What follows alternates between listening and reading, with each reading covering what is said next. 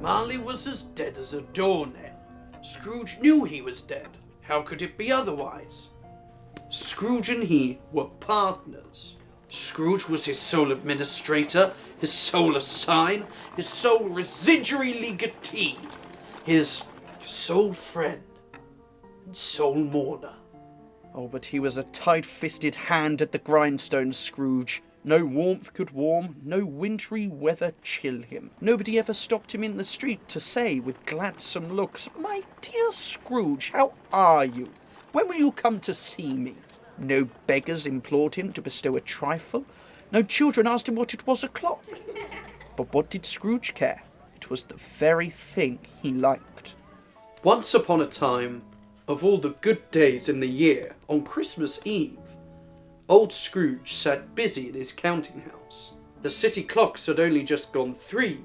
Scrooge had a very small fire, but the clerk's fire was so very much smaller that it looked like one coal. But he couldn't replenish it, for Scrooge kept the coal box in his own room. "A Merry Christmas, Uncle. God save you," cried a cheerful voice. It was the voice of Scrooge's nephew, who came upon him so quickly that this was the first intimation he had of his approach. "Bah!" said Scrooge. "Humbug!" You don't mean that, I'm sure. "I do. Merry Christmas! What right have you to be merry? What reason have you to be merry? You're poor enough." What right have you to be dismal? What reason have you to be morose? You're rich enough. "Bah! Humbug! Don't be cross, Uncle. What else can I be? Merry Christmas! Or upon a Merry Christmas! If I could work my will, every idiot who goes about with Merry Christmas on his lips should be boiled with his own pudding and buried with a stake of holly through his heart. He should." Oh, don't be angry, Uncle. Come, dine with us tomorrow. "Why did you get married?" Because I fell in love. "'Cause you fell in love, as if that were the only thing in the world more ridiculous than a Merry Christmas. Good afternoon." Merry Christmas, Uncle. "Good afternoon." Happy New Year. "Good afternoon." His nephew left the room without an angry word. He stopped at the outer door to bestow the greetings of the season on the clerk, who, cold as he was warmer than Scrooge. In letting Scrooge's nephew out, 2 other people came in. They were portly gentlemen, pleasant to behold, and now stood with their hats off in Scrooge's office. Scrooge and Marley's, I believe. Have I the pleasure of addressing Mr. Scrooge or Mr. Marley? Mr. Marley has been dead these 7 years. He died 7 years ago, this very night.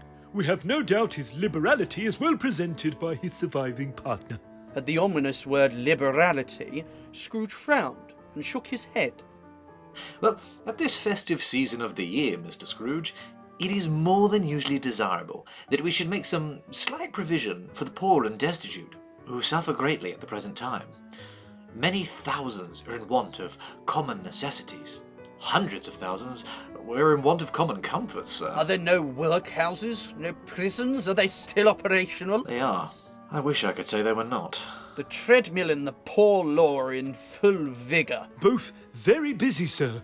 Oh, I was afraid from what you said at first that something had occurred to stop them in their useful course. I am very glad to hear it. Well, a few of us are endeavouring to raise a fund to buy the poor some meat and drink and a means of warmth. We choose this time because it's a time of all others when want is keenly felt and abundance rejoices. What shall I put you down for? Nothing. You wish to remain anonymous? I wish to be left alone. I help to support the establishments I have mentioned. They cost enough, and those who are badly off must go there. Many can't go there. Many would rather die. If they would rather die, they had better do it, and decrease the surplus population. Good afternoon, gentlemen. The fog and darkness thickened. The cold became intense, piercing, searching, biting cold.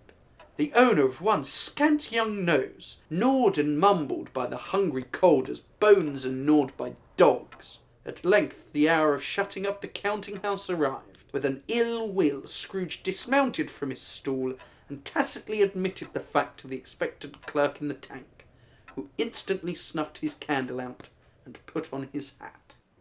You'll want all day tomorrow, I suppose. If quite convenient, sir. It's not convenient. It's not fair. If I was to stop half a crown for it, you'd think yourself ill-used, I'll be bound. It was only once a year. A poor excuse for picking a man's pocket every 25th of December. But I suppose you must have the whole day. Be here all the earlier tomorrow morning. The clerk promised that he would, and Scrooge walked out with a growl.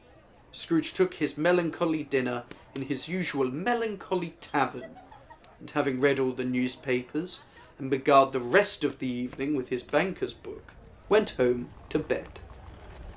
He lived in chambers which had once belonged to his deceased partner.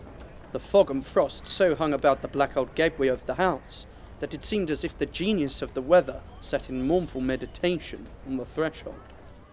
Now, it is a fact that there was nothing at all particular about the knocker on the door, except that it was very large. It is also a fact that Scrooge had seen it night and morning. Scrooge had not bestowed one thought on Marley since his last mention of his 7 years dead partner that afternoon. And then let any man explain to me, if he can, how it happened that Scrooge, having his key in the lock of the door, saw in the knocker, without its undergoing of any intermediate process of change, not a knocker, but Marley's face. It was not angry or ferocious, but looked at Scrooge as Marley used to look, with ghostly spectacles turned up on its ghostly forehead. The hair was curiously stirred, as if by breath of hot air, and though the eyes were wide open, they were perfectly motionless. As Scrooge looked fixedly at this phenomenon, it was knocker again. He did pause with a moment's irresolution. He walked through his rooms to see that all was right. Quite satisfied, he closed his door and locked himself in, double-locked himself in, which was not his custom. He took off his cravat, put on his dressing gown and slippers, and his nightcap, and sat down before the fire to take his gruel. The fireplace was an old one, built by some Dutch merchant long ago, paved all round with quaint Dutch tiles, designed to illustrate the scriptures. There were Cains and Abels, Pharaoh's daughters, queens of Sheba, hundreds of figures to attract his thoughts. And yet, that face of Marley, 7 years dead, came like the prophet's rod, and swallowed up the whole. "Humbug!" said Scrooge, and walked across the room. His glance happened to rest upon a bell, a disused bell, that hung in the room and communicated for some purpose now forgotten with a chamber in the highest story of the building. It was with great astonishment and with a strange, inexplicable dread that, as he looked, he saw this bell begin to swing. It swung so softly in the outset that it scarcely made a sound. But soon it rang out loudly, and so did every bell in the house. The bells ceased as they had begun, together. They were succeeded by a clanking noise deep down below, as if some person were dragging a heavy chain across the casks in the wine merchant's cellar. The cellar door flew open with a booming sound, and then he heard the noise much louder, on the floors below, then coming up the stairs, and then coming straight towards his door. "It's humbug still," said Scrooge. "I won't believe it."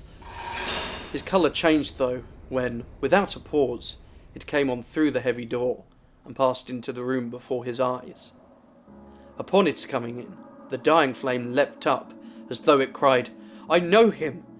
Marley's ghost!" and then fell again. The same face, the very same. Marley in his pigtail, usual waistcoat, tights and boots, the tassels on the latter bristling like his pigtail, and his coat skirts, and the hair upon his head. "What do you want with me?" Much. "Who are you?" Ask me who I was. "Who were you?" In life, I was your partner, Jacob Marley. Can you sit down?" asked Scrooge, looking doubtful at him. The ghost sat down on the opposite side of the fireplace, as if he were quite used to it. You don't believe in me? I don't! Why do you doubt your senses? Because a little thing affects them. A slight disorder of the stomach makes them cheats. You might be an undigested bit of beef, a blot of mustard, a crumb of cheese, an underdone piece of potato. There is more of gravy than of grave about you, whatever you are. Humbug, I tell you! Humbug!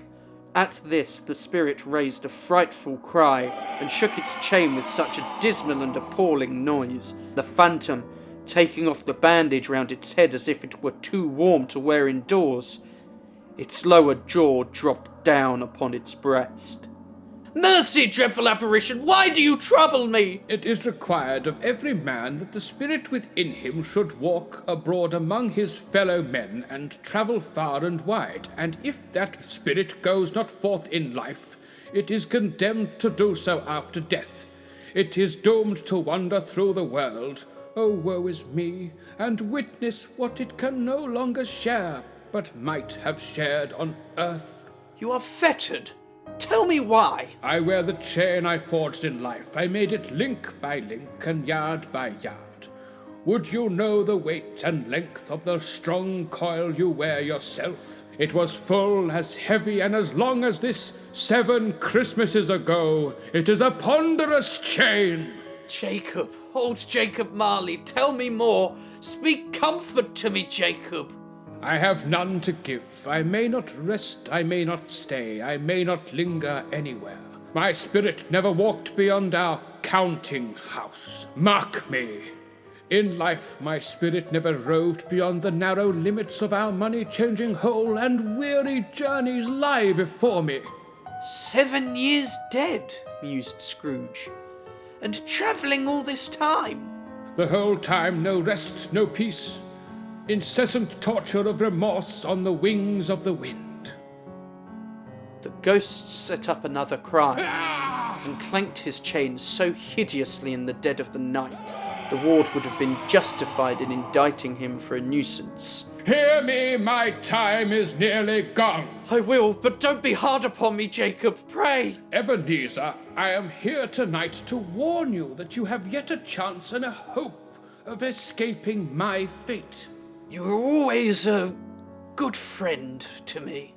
You will be haunted by 3 spirits. I think I'd rather not. Expect the first tomorrow when the bell tolls 1. Couldn't I take 'em all at once and have it over, Jacob? Expect the second on the next night at the same hour. The third on the next night at the same hour. Look to see me no more. For your own sake, remember what has passed between us. The apparition walked backward from him, and with every step it took, the window raised a little, so that when the spectre reached it, it was wide open.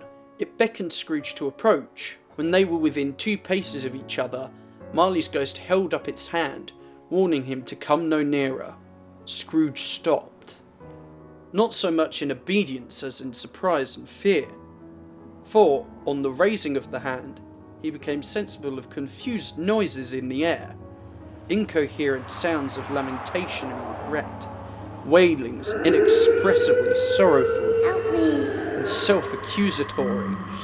The spectre, after listening for a moment, joined in the mournful dirge, and floated out upon the bleak, dark night. The air was filled with phantoms, wandering hither and thither in restless haste, and moaning as they went.